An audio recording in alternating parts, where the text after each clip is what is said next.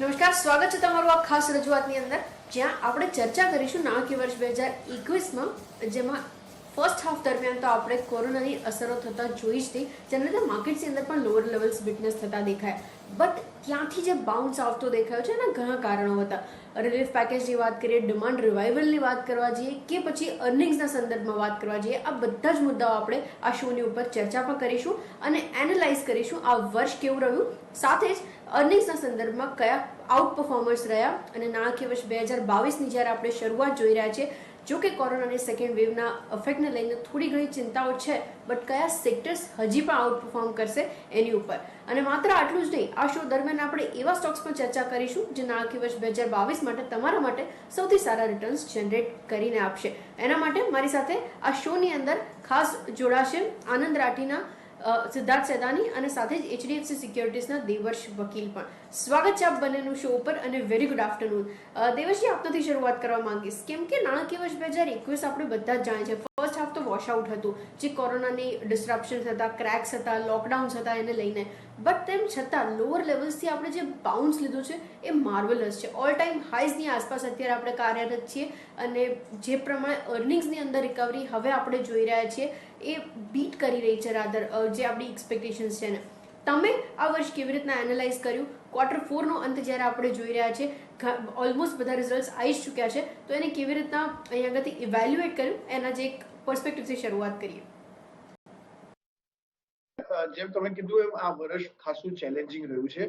ઘણા બધા આપણે જે યુઝ્યુઅલી દર વર્ષે જે ફેક્ટર્સ એનાલાઇઝ કરીએ છીએ એના કરતા આ વખતે બહુ જુદા કારણો હતા. અને જે કોરોનામાં લોકડાઉન આવ્યું એના પછી જે પોલિસીનો સપોર્ટ મળ્યો અને જે લાઇવ્સ અને લાઇવલીહુડને સસ્ટેન કરવા માટે આ જે બધા પોલિસીના સ્ટેપ્સ લેવા આવ્યા, એને કારણે આપણે જોયું છે કે ખાસું એવું મોટો ઘણા બધા સેક્ટરમાં ફરક પડ્યો છે. જે સ્ટિમ્યુલસ પેકેજ અપાયા, મોનેટરી પોલિસીમાં સેક્ટરલ સ્પેસિફિક જે લિક્વિડિટી આપવામાં આવી છે, અને ખાસ કરીને જે અત્યારે આજે જે RBIની પોલિસી હતી એમાં પણ આપણે જોયું કે કોન્ટેન્ટ ઇન્ટેન્સિવ જે ઇન્ડસ્ટ્રીઝ છે એમને પાછું સિડબી સાથે ફરીથી એક MSMEનું પેકેજ આપ્યું છે. એટલે જે વારે જરૂર પડે જેમ જેમ પોલિસીમાં ચેન્જ કરીને ગવર્મેન્ટે જે સપોર્ટ આપ્યો છે અને જે GSAP પ્રોગ્રામ આપ્યો છે, આ બધા પ્રોગ્રામને કારણે જ આપણે આ ક્વાર્ટરમાં જોયું છે કે સારી એવી કંપનીના અર્નિંગ સસ્ટેન થઈ શક્યા છે. અને જે અનઓર્ગેનાઇઝ થી ઓર્ગેનાઇઝ તરફ જે નાની નાની કંપનીઓ બિઝનેસને સસ્ટેન ન કરી શક્યા, પણ આ જે લિસ્ટેડ મોટી કંપનીઓ છે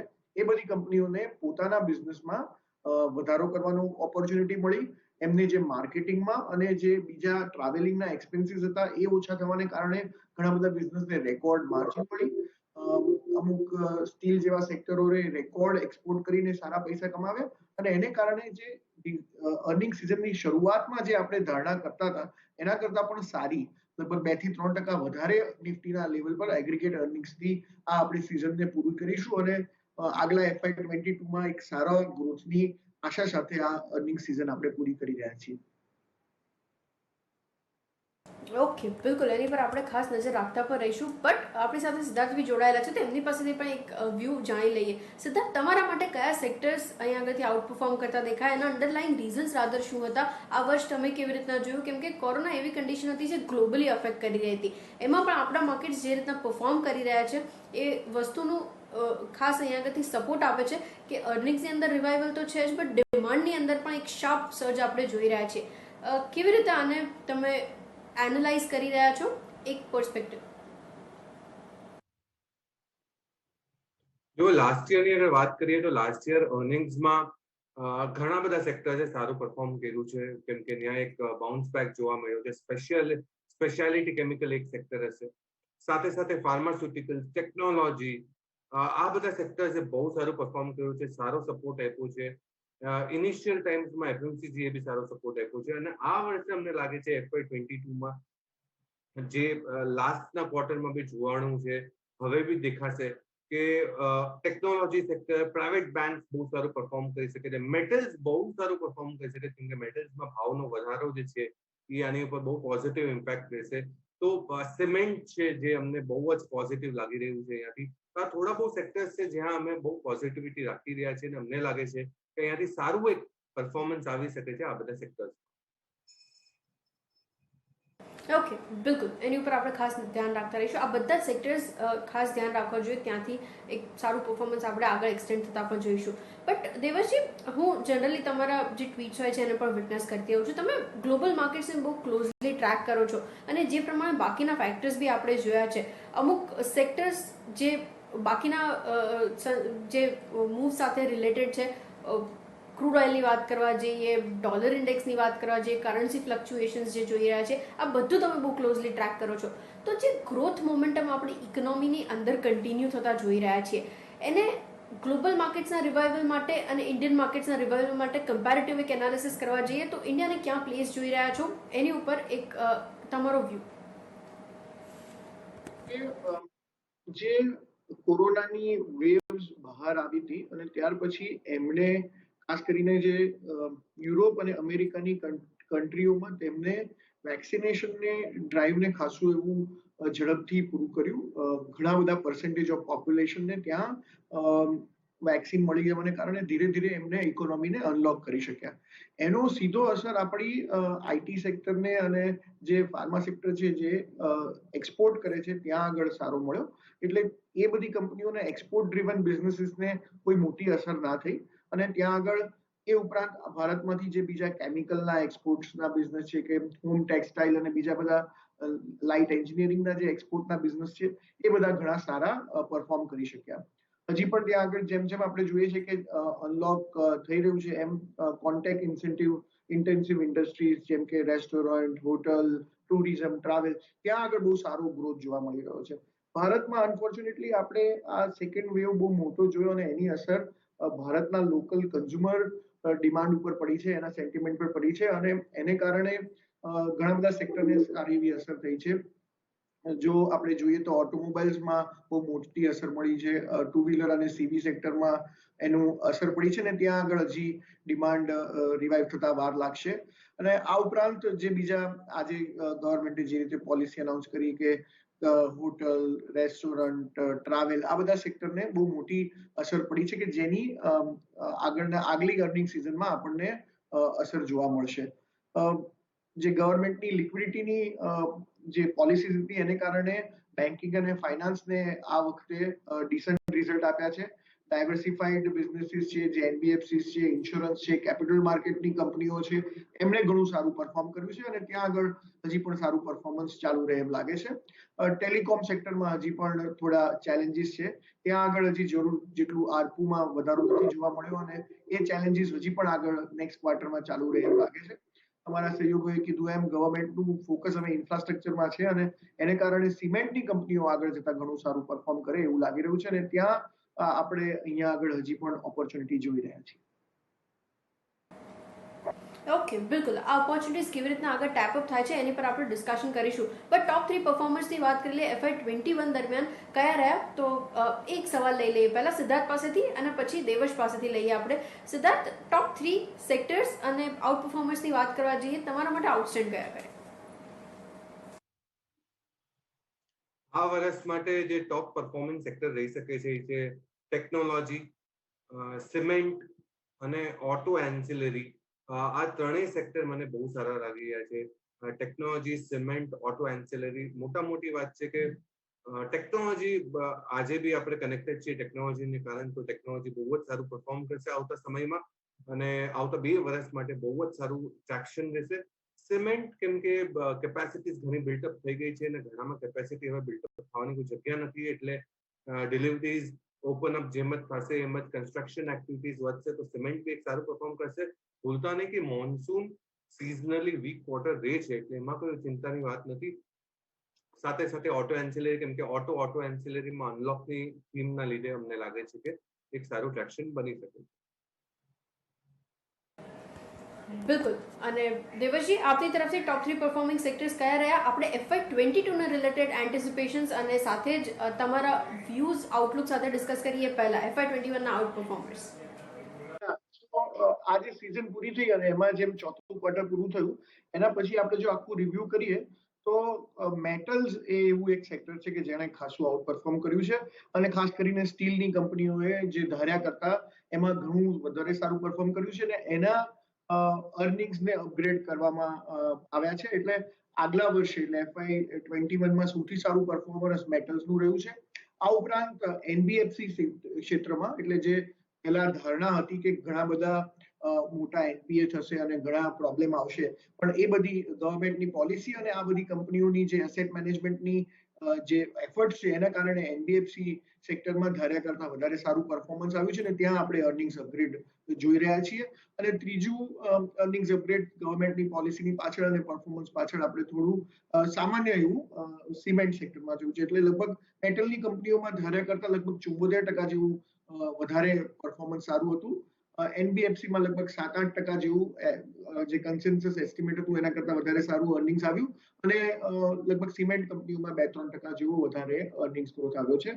અને એગ્રીગેટ આ સ્ટીલની કંપનીઓના પ્રોફિટમાં એટલો મોટો ઉછાળો આવ્યો છે કે એગ્રીગેટ અર્નિંગ નિફ્ટી લેવલના અર્નિંગમાં પણ ઓવરઓલ 2% જેવો ગ્રોથ FY21માં ધાર્યા કરતા વધારે આવ્યો. ઓકે, બિલકુલ. તો આ એક સ્નેપશોટ હતું નાણાકીય વર્ષ 2021 કેવું રહેતું દેખાયું. હવે 2022ની વાત કરીએ, જે પ્રમાણે આપણે ગવર્મેન્ટ તરફથી ઇનિશિયેટિવ્સ તો જોઈ જ રહ્યા છીએ અને હવે જ્યારે થોડુંક નોર્મલાઇઝેશન તરફ પણ આગળ વધતા દેખાઈ રહ્યા છે, આમાં કયા સેક્ટર્સ અને કયા સ્ટોક્સ આઉટ પરફોર્મ કરશે એની પર એક ડિસ્કશન કરી લઈએ. સિદ્ધાર્થ, આપણથી શરૂઆત કરીએ. નાણાકીય વર્ષ 2022ની શરૂઆત તમે કેવી જુઓ છો? આઈ એગ્રી, Q1ની અંદર કોરોના સેકન્ડ વેવના થોડાક ક્રેક્સ હશે, બટ ડિસ્પાઇટ ધેટ અહીંથી શું વોચ આઉટ કરવું જોઈએ, કયા ફેક્ટર્સ છે જેને ધ્યાનમાં રાખીને આગળ કોઈ પણ રણનીતિ માટે પ્રિપેર્ડ રહેવું જોઈએ? એક સ્નેપશોટ તમારી તરફ. રેવન્યુ સાઇડ પર જે Q4માં અમે જે જોયું છે, Q4માં 20%ની આજુબાજુનો ગ્રોથ અને કરીબન 200% પ્રોફિટેબિલિટી ગ્રોથ, જે આ ક્વાર્ટરમાં ડેફિનેટલી નહીં આવે. એનું કારણ છે કે સ્ટેટ વાઇઝ લોકડાઉન ઇત્યાદિ ઘણા બધા સ્ટેટ્સમાં લોકડાઉન છે અને હજી બી મહારાષ્ટ્રમાં કન્ટિન્યુ છે. તો મને લાગે છે કે મિડ જૂનથી બી અગર બધું સ્ટેટ વાઇઝ લોકડાઉન ખુલતું હોય તો ઘણી બધી કંપનીઓ મેકઅપ કરશે પોતાનું રેવન્યુ વગેરે. તો આ સિચ્યુએશનમાં મારા ખ્યાલથી FMCG સારું કરશે. સાથે સાથે અગર જુઓ તમે સિમેન્ટના ડિસ્પેચીસ, કેમ કે મેન્યુફેક્ચરિંગ અને ઘણી બધી કન્સ્ટ્રક્શન એક્ટિવિટી બંધ નથી થઈ, તો સિમેન્ટના ડિસ્પેચીસ સારા રહેશે અને રહેવાની ઉમ્મીદ છે. તો પ્લસ અગર તમે જુઓ તો ક્યાંય ને ક્યાંય જે લેઝર થીમ છે કે હોટેલ્સ કે રેસ્ટોરન્ટ, એ બધામાં ઇમ્પેક્ટ જરૂર રહેશે, કેમ કે ત્યાં એક ઇમ્પેક્ટ રહ્યો છે. બટ ઓવરઓલ પર્સપેક્ટિવથી અમે માનીએ છીએ કે આ ક્વાર્ટરનું જે બી ગ્રોથ મિસ થયું છે એ મેકઅપ થઈ જશે આવતા ક્વાર્ટર્સમાં. તો growth is not missed, it is just postponed, it is not lost.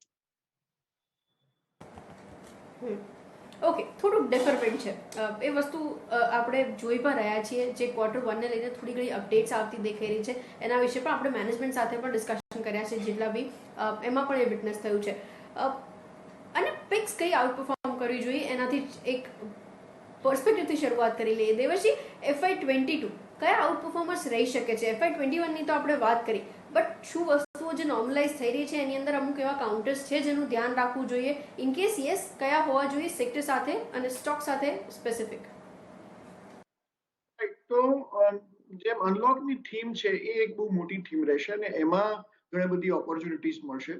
A dependent છે કે કેટલો આપણે ઇન્ફેક્શનને ઓછું કરવામાં સક્સેસફુલ રહીએ છીએ. આ સેકન્ડ વેવ છે, ધીરે ધીરે મને લાગે છે કે ટેપર ઓફ થઈ રહ્યો છે. આપણે દરરોજ ઇન્ફેક્શન ઓછા થતા જોઈ રહ્યા છીએ. જો ધીરે ધીરે આ ઇન્ફેક્શન જતા રહે અને પછી જૂન અને જુલાઈ મહિનામાં જેમ ગવર્મેન્ટની આશા છે એમ વધારે વેક્સિનનો સપ્લાય મળે, આપણે વેક્સિનેશનને જો સારી રીતે પાર પાડી શકીએ, તો FY22 માટે સૌથી સારી થીમ જે પ્લે કરવાની રહેશે એ અનલોકની રહેશે. એટલે એ હજી નેક્સ્ટ 2 થી 3 મહિનામાં આપણને ક્લેરિટી આવશે ને ત્યાં આગળ આપણે ધીરે ધીરે રેસ્ટોરન્ટ, હોટલ ને એ બધાના સ્ટોક્સને અનલોક થીમ પર ઇન્વેસ્ટ કરવાનું વિચારીશું. એટલે એ ત્યાં આગળ આપણે આગળ જઈને એક્યુમ્યુલેટ કરીશું, આગળ વિચારીશું. જે થીમ અત્યારની ક્લિયર છે એ ગવર્મેન્ટની જે આ પોલિસી છે એના પ્રમાણે જોતા મને લાગે છે કે ગવર્મેન્ટ RBI ખાસ કરીને ઇન્ટરેસ્ટ રેટને નીચે રાખવામાં સક્ષમ રહેશે. જે રીતે લિક્વિડિટી આપી છે એ રીતે આ PSU બેંક્સને આગળ જતા લેન્ડ કરવા માટે સારી એવી લિક્વિડિટી રહેશે. અને આ વર્ષે એટલે FY21માં એમને ખાસ લેન્ડ નથી કર્યું અને એને કારણે જે મોટી NPA થવાની ડર હતો એ હવે પૂરો થઈ ગયો છે. 4-5% જેટલું લેન્ડિંગ આવ્યું છે. એટલે ભવિષ્યમાં ઇન્ક્રીમેન્ટલ NPA પણ એટલા ઓછા આવશે. એટલે અત્યાર સુધી જે મોટો પ્રોફિટ આવતો હતો એ બધો પ્રોવિઝન્સમાં ધોવાઈ જતો હતો એ હવે આગલા વર્ષે ધોવાઈ નહીં જાય. એટલે મને એવું લાગે છે કે પબ્લિક સેક્ટર બેંક એ FY22 માટે એક આપણે રડાર પર રાખવા જોઈએ. છેલ્લા 6-1 મહિનાથી આપણે ધીરે ધીરે એક્યુમ્યુલેટ કરતા આવ્યા છીએ અને હજી પણ મને લાગે છે કે અહીંયાથી પણ સારું પોટેન્શિયલ છે. નેક્સ્ટ 1 થી 2 વર્ષમાં PSU બેંક્સ બાકી બધી બેંકને કદાચ એક નવી સેક્ટર આઉટ પરફોર્મર રહી શકે. હવે PSU બેંકની વાત કરીએ તો સૌથી મોટી PSU બેંક છે સ્ટેટ બેંક ઓફ ઇન્ડિયા, એટલે એ જ સૌથી પહેલા આપણે એઝ અ પિક તરીકે લઈએ છીએ. SBI એટલી મોટી બેંક છે, એના એક્સપાન્શન ચારે બાજુ છે, ગ્રેન્યુઅલ ડિપોઝિટ બેઝ છે, ગવર્નમેન્ટનું મેજોરિટી હોલ્ડિંગ છે અને ઓલમોસ્ટ લાયબિલિટી સાઈડ એની કોઈ રિસ્ક નથી, એકદમ ઇમ્યુન છે એ બાજુથી. એટલે ત્યાં મને લાગે છે કે એક ઓપોર્ચ્યુનિટી છે. આખું મોટું કોંગ્લોમરેટ છે, asset management, insurance, credit card અને બીજા બધા બિઝનેસીસમાં છે અને એ ઉપરાંત જે એમનો કોર બિઝનેસ છે એમાં પણ એમને સારો ગ્રોથ આવશે. Q4 નો નંબર્સ બહુ સારા હતા અને આગળ જતા પોઝિટિવ સરપ્રાઈઝ આવી શકે એમ છે. એટલે અમે દરેક ઘટાડે એને ઇન્વેસ્ટ કરવાનું રેકમેન્ડ કરીએ છીએ અને ઓવરઓલ આ વર્ષનો એક 490 રૂપિયાનો ટાર્ગેટ અમે રાખ્યો છે. ઓકે, બિલકુલ. અને એકચ્યુઅલી આઉટ પરફોર્મન્સ આપણે વિટનેસ બી કર્યું છે, જે પ્રમાણે નવા હાઈઝ ટેકિંગ કરી રહ્યો છે. આ કાઉન્ટર પર ધ્યાન રાખતા રહીશું આપણે. ક્વિકલી એક બ્રેક બાદ પાછા ફરીને સિદ્ધાર્થની કઈ પિક છે એની પર પણ ડિસ્કસ કરીશું અને સાથે જ દિવસ તરફથી બાકીના 2 રેકમેન્ડેડ કાઉન્ટર્સ કયા બાકી છે એની પર પણ નજર કરીશું.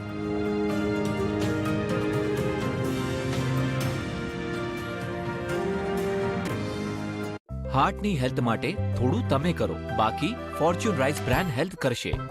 આનું ગામા ઓરાઇઝોનોલ બેડ કોલેસ્ટ્રોલ ઘટાડીને ગુડ કોલેસ્ટ્રોલ વધારે હાર્ટને હેલ્ધી રાખે છે. ફોર્ચ્યુન રાઈસ બ્રાન્ડ હેલ્થ, હેલ્ધીથી પણ હેલ્ધી ઓઇલ. શેર બજારના મહારથી આપશે પ્રત્યેક કંપનીની સંપૂર્ણ માહિતી, વિશ્લેષણો કરી આપશે સચોટ સલાહ અને આપશે આપના પોર્ટફોલિયોને સમૃદ્ધ કરવાના ફંડા. ફેન્ટાસ્ટિક ફંડા દિવસભર માત્ર CNBC બજાર પર.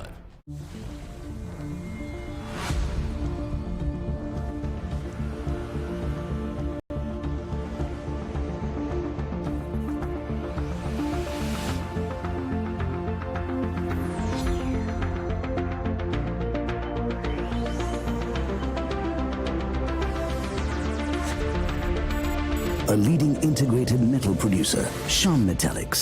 Real steel, real strength.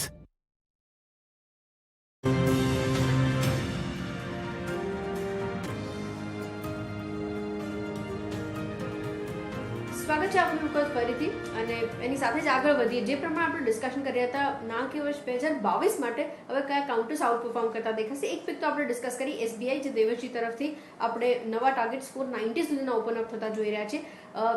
Siddharth પાસેથી લઈ લઈએ. સિદ્ધાર્થ, તમારી તરફથી કયા કોમ્પોનન્ટ્સ છે જે તમે આગળથી પોઝિટિવ જોઈ રહ્યા છો? ફર્સ્ટ પિક કઈ છે એ સ્ટોક માટેની? અહીંયાથી એક વર્ષના પર્સપેક્ટિવથી એક સ્ટોક સિમેન્ટમાંથી લઈશ અને આદિત્ય બિરલા ગ્રુપની ફ્લેગશિપ કંપની ગ્રાસિમ પર બાઇંગની તક છે. ટાર્ગેટ હશે 1781. મોટા મોટી ગ્રોથ તમે સારું એક્સપેક્ટ કરી શકો છો અહીંયાથી આવતા 1-2 વર્ષ માટે. વેલ્યુએશન સસ્તા છે. આ કંપની VSF બિઝનેસમાં છે, વિસ્કોસ ફાઇબર સ્ટીબલમાં. સાથે સાથે હોલ્ડિંગ કંપની છે અલ્ટ્રાટેકની ને બીજી બધી આદિત્ય બિરલા ગ્રુપની. તો મારા હિસાબે જે હિસાબે સિમેન્ટમાં ટ્રેક્શન છે, અમને લાગે છે ગ્રાસિમ બહુ સારું પરફોર્મ કરી શકે છે. વેલ્યુએશન અને નજરે બી લાસ્ટ યરના હિસાબે 15 ટાઈમ્સમાં FY21 અને મારા ખ્યાલથી FY22 ની હિસાબે 25 થી 30 ટાઈમ્સની વચ્ચે હશે. ડેટ રિડક્શન 70% માત્રાથી બહુ મોટું ડેટ રિડક્શન કર્યું છે કંપનીએ. અહીંયાથી બહુ મોટો ગ્રોથ ઉમ્મીદ રાખી શકો છો. અને પેઇન્ટ સેગમેન્ટમાં બી આ કંપની નવી આવી છે, કેમ કે કોમ્પ્લિમેન્ટરી બિઝનેસ છે. સિમેન્ટ તો અલ્ટ્રાટેક કરે જ છે, ડિસ્ટ્રીબ્યુશન નેટવર્ક સૌથી મોટું આખા દેશમાં અગર હોય તો અલ્ટ્રાટેકનું હશે. તો એની સાથે પેઇન્ટનો બી બિઝનેસ સ્ટાર્ટ થશે. તો ગ્રાસિમ અમને લાગે છે કે બહુ જ સારું પરફોર્મ કરી શકે છે.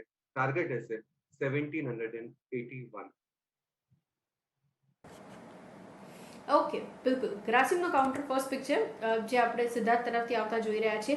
નવા ટાર્ગેટ્સ જે અહીંયા આગળથી બનવા જોઈએ 1781 સુધીના છે. આઉટ પરફોર્મન્સ ત્યાંથી દેખાઈ શકે છે, નજર રાખો. દેવજી, આપની તરફથી સેકન્ડ પિક કઈ છે? બીજું એક સેક્ટર છે જ્યાં આગળ ગવર્મેન્ટને હવે જરૂર પડશે કે આ કોરોના જો પૂરો થાય અને ધીરે ધીરે આપણે ઇકોનોમીને રિવાઇવ કરવી હોય તો ગવર્મેન્ટે પૈસા સ્પેન્ડ કરવા પડશે, અને પૈસા સ્પેન્ડ કરશે તો મુખ્યત્વે જેની જરૂર છે એ છે, સૌથી વધારે જરૂર ઇન્ફ્રાસ્ટ્રક્ચર તરફ છે. એટલે ત્યાં આગળ મને લાગે છે કે વધારે સારા પૈસા સ્પેન્ડ થશે.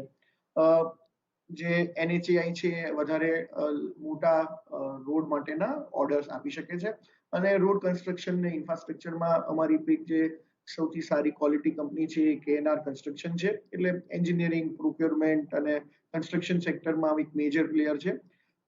એમને ધીરે ધીરે એમના બધા જ સેગમેન્ટમાં વોટર ઇન્ફ્રાસ્ટ્રક્ચર, ઇરિગેશન, રોડ એ બધામાં ધીરે ધીરે પોતાની જાતને છેલ્લા 20 વર્ષમાં એસ્ટાબ્લિશ કરી છે, અને એમના મેનેજમેન્ટની ક્વોલિટી પર ધીરે ધીરે અમને વધારે ને વધારે વિશ્વાસ બેસતો જાય છે, જે રીતે એમને આ છેલ્લા 5 વર્ષ નેવિગેટ કર્યા છે. એટલે મને લાગે છે કે ઇન્ફ્રાસ્ટ્રક્ચર સેક્ટરમાં જે એમની 11,400 કરોડની ઓર્ડર બુક છે એ લગભગ નેક્સ્ટ 2 થી 3 વર્ષ માટેની રેવન્યુ વિઝિબિલિટી આપે છે. એટલે ધીરે ધીરે આ કોરોનામાંથી જેમ બહાર આવીએ તેમ નવા મોટા પ્રોજેક્ટ આવશે, એમ એમની ઓર્ડર બુક ફર્ધર વધતી જશે. બીજા 4 થી 5 હજાર કરોડના પ્રોજેક્ટ માટે બિડિંગ ચાલી રહ્યું છે, જે નેક્સ્ટ 6 મહિનામાં ધીરે ધીરે મને એમને મળશે. એટલે આ બિલ્ડિંગ પાઇપલાઇન અને એમની ઇન્ફ્રાસ્ટ્રક્ચરની આ જે ઓર્ડર બુક જોતા મને લાગે છે કે એક હેલ્ધી ટ્રેક્શન ગ્રોથમાં આવી શકે છે. લગભગ અમારા એસ્ટિમેટ પ્રમાણે 18 ટાઈમ FY22 ના અર્નિંગ્સ પર આ ટ્રેડ કરી રહ્યો છે, અને અહીંયા થોડા લેવા જોઈએ, થોડું માર્કેટમાં કરેક્શન આવે અને બીજા 10% આપણને નીચે મળે તો આપણે એને એક્યુમ્યુલેટ ધીરે ધીરે કરીએ, અને એ નીચે વધારે લેતા જઈએ, એની એવરેજ નીચે આવે તો આ વર્ષે લગભગ 267 રૂપિયા સુધીની એક રેલી આવે તો આપણને એક સારું રિટર્ન મળી શકે છે. એટલે અહીંયા થોડા લો અને નીચે ઘટે તો એમાં એક્યુમ્યુલેટ કરવા માટે KNR કન્સ્ટ્રક્શનની હું એડવાઇસ આપું. Okay, KNR construction next counter છે જેની અંદર તમે સારા ટાર્ગેટ્સ અચીવ કરી શકો છો. સિદ્ધાર્થ, આપની તરફથી સેકન્ડ પિક કઈ છે? જેમ પ્રોમિસ કર્યું હતું કે ઓટો અને ઓટો એન્સિલરી સ્પેસમાં અમને બહુ જ સારું લાગી રહ્યું છે અહીંયાથી, કેમ કે અનલોક થશે ઇત્યાદિ અને બધા સ્ટેટ ખુલશે, કોવિડથી મુક્તિ મળશે, વેક્સિનેશન ડ્રાઈવ. તો અનલોકમાં આ ઓટો એન્સિલરી કંપની જે બહુ ચાલી નથી અને જે ચાલી શકવાની બહુ મોટું પોટેન્શિયલ રાખે છે અમા રાજા બેટરીઝ. અમા રાજા બેટરીઝ જેનો ટાર્ગેટ હશે 1130 નો ટાર્ગેટ હશે અમા રાજા બેટરીઝ. અમને લાગે છે કે આ કંપની બહુ જ સારું પરફોર્મ કરી શકે છે. સૌથી મોટી ચીજ આ લોકોની માર્કેટ શેર ઇમ્પ્રુવ થઈ છે ટુ વ્હીલર OEM સ્પેસમાં, ઓરિજિનલ ઇક્વિપમેન્ટ મેન્યુફેક્ચરિંગ. તો ટુ વ્હીલરમાં આ કંપનીએ પોતાનો માર્કેટ શેર વધાર્યો છે અને કન્ટિન્યુ રાખ્યું છે ગેઇન. માર્જિન આવતા સમયમાં વધારો થઈ શકે છે આવતા 2 વર્ષમાં, તો માર્જિન્સનો વધારામાં એક ઉમ્મીદ રાખી શકો છો અમારા રાજા બેટરીઝ ઉપર. અને આવતા 2 વર્ષમાં 17% CAGR અર્નિંગ ગ્રોથ થઈ શકે છે આ કંપનીનો અમારા રાજા બેટરીઝ. આવતા 2 વર્ષમાં 17% અર્નિંગ ગ્રોથ. ફાઇનાન્શિયલ સ્ટ્રોંગ છે, ગ્રોથ સારું છે. એકવાર અનલોકની થીમ સ્ટાર્ટ થઈ જશે અને ટુ વ્હીલરના સેલ્સ નંબર આવવા માંડશે. અમારા રાજા બેટરીઝ બહુ પરફોર્મ નથી કર્યું આ સ્ટોક, ઘણી બધી ઓટો એન્સિલરી પરફોર્મ કર્યું છે, આણે નથી કર્યું. 750 ની આજુબાજુનો ભાવ હશે અમારા રાજા બેટરીઝનો અત્યારે. 1130 ના ટાર્ગેટ માટે આમાં બાઇંગ કરી શકો છો. ઓકે, અમારા રાજા બેટરીઝ નજર રાખતા રહીશું. 1130 સુધીના ટાર્ગેટ્સ માટે અપ્રોચ કરો. અને દેવશ્રી, આપની તરફથી લાસ્ટ પિક કઈ છે? હા, એટલે ત્રીજું બી મારું જે પિક છે એ બેન્કિંગ સેક્ટરમાંથી છે. જે જૂની ઓલ્ડ પ્રાઇવેટ સેક્ટર બેંક છે એમાં એમના વેલ્યુએશન ઘણા સસ્તા થઈ ગયેલા, કારણ કે ડર હતું કે કોરોના પછી આમની એસેટ ક્વોલિટીમાં બહુ મોટો ઘટાડો આવશે, એમાં મોટા NPA જનરેટ થશે. પણ આ વખતના જે ક્વાર્ટર 4 ના રિઝલ્ટ જોઈએ એના પરથી લાગે છે કે ફેડરલ બેંક એવી જે ઓલ્ડ પ્રાઇવેટ સેક્ટર બેંક છે કે જેમને એમના એસેટ ક્વોલિટીને મેનેજ કરવામાં બહુ સારો મેનેજ કર્યા છે, અને અહીંયા આ ક્વાર્ટરમાં, ફોર્થ ક્વાર્ટરમાં આપણે જોઈએ તો એમને એમનો પોતાનો highest ever quarterly profit announce કર્યો છે. એટલે હવે જે અહીંયાથી જે સ્ટ્રેટેજી છે, જે ટેકનોલોજી ડ્રીવન એમને બિઝનેસને એક્સપાન્ડ કરવાનું, ડિસ્ટ્રીબ્યુશનને વધારવાનું જે શરૂ કર્યું છે એની આપણને ફળ આગલા 1-2 વર્ષમાં જોવા મળશે. પ્રાઇવેટ સેક્ટર બેંકમાં ટેકનોલોજીની દ્રષ્ટિએ ઘણા આગળ છે, અને હજી મને લાગે છે કે જેમ જેમ એમાં એમનું ઇન્વેસ્ટમેન્ટ આવશે અને જેમ જેમ બ્રાન્ચ લાઇટ એટલે કે ઓછો ખર્ચો બ્રાન્ચમાં પણ વધારે ખર્ચો એક્સપાન્શનમાં, ડિસ્ટ્રીબ્યુશનમાં કરશે, એને કારણે એમની માર્જિન વધશે અને બિઝનેસમાં સારો એવો ગ્રોથ થશે. લગભગ 25% જેવો એમના CAGR અમે 2 વર્ષમાં 21 થી 23 જેવો એક્સપેક્ટ કરીએ છીએ. એમને મને લાગે છે કે 12% જેવું લોન બુકમાં પણ ગ્રોથ આવી શકે એમ છે. એટલે અહીંયાથી લગભગ FY22 ની જોઈએ તો એડજસ્ટેડ વન ટાઈમ બુક પર ટ્રેડ કરી રહ્યો છે અને લગભગ 103 ના ટાર્ગેટથી આપણે દરેક ઘટાડે એમાં લોંગ ટર્મ માટે ઇન્વેસ્ટ કરવા માટે એક્યુમ્યુલેટ કરવો જોઈએ. તો ત્રીજો મારો પિક ફેડરલ બેંક રહેશે. ઓકે, બિલકુલ. તો આ બધા કાઉન્ટર્સ ઉપર ધ્યાન રાખતા રહીશું. એક વખત ક્વિકલી સ્નેપશોટ લઈ લઈએ. દેવર્ષજી તરફથી જે કાઉન્ટર્સ રેકમેન્ડેડ છે એમાં SBI નું એક કાઉન્ટર છે 490 ના ટાર્ગેટ્સ, KNR કન્સ્ટ્રક્શન 267 268 સુધીના ટાર્ગેટ માટે અપ્રોચ કરો અને થર્ડ કાઉન્ટર ફેડરલ બેંક છે 103 સુધીના ટાર્ગેટ્સ ત્યાં અપ્રોચ થઈ શકે છે. અને એની સાથે જ સિદ્ધાર્થ તરફથી જે કાઉન્ટર્સ રેકમેન્ડેડ છે એમાં એક તો ગ્રાસિમનું કાઉન્ટર છે 1781 ના ટાર્ગેટ પ્રાઇસીસ માટે અપ્રોચ કરો અને સેકન્ડ કાઉન્ટર અમારા જે બેટરીઝનું છે જેમાં 1130 સુધીના ટાર્ગેટ તમે અપ્રોચ કરી શકો છો. ધ્યાન રાખતા રહીશું આપણે. અને એની સાથે જ સમય થયો છે વિરામ લેવાનો. દેવર્ષી, આપની તરફથી કોઈ ડિસ્ક્લોઝર્સ? આપણે ઘણા બધા જે સેક્ટર્સ અને સ્ટોક્સ ડિસ્કસ કર્યા છે એની પર. આ શો દરમિયાન આપણે જે 3 સ્ટોક ડિસ્કસ કર્યા અને બીજા જે કઈ સ્ટોક ડિસ્કસ કર્યા, it is safe to assume કે એમાં મારા ફ્રેન્ડ્સ, ક્લાયન્ટ્સ, રિલેટિવનો વેસ્ટેડ ઇન્ટરેસ્ટ હોઈ શકે છે. દર્શક મિત્રોને ખાસ વિનંતી છે કે એમના ફાઇનાન્શિયલ એડવાઇઝરની સલાહ લઈને કોઈ પણ ઇન્વેસ્ટમેન્ટનું પગલું લે. બિલકુલ. તો એની સાથે જ આભાર દેવર્ષજી આપનો પણ અને સિદ્ધાર્થજી આપનો પણ જોડાવા માટેના કમ્પ્લીટ ડિટેલ્સ અને સ્ટ્રેટેજીસની ચર્ચા આપણે દર્શકો સાથે ખાસ શેર કરવા માટે. અને ત્યારે જ આ શોમાં આટલું જ. આગળ વધુ સમાચારો માટે આપ જોડાયેલા રહો CNBC બજાર સાથે. મને આપશો રજા.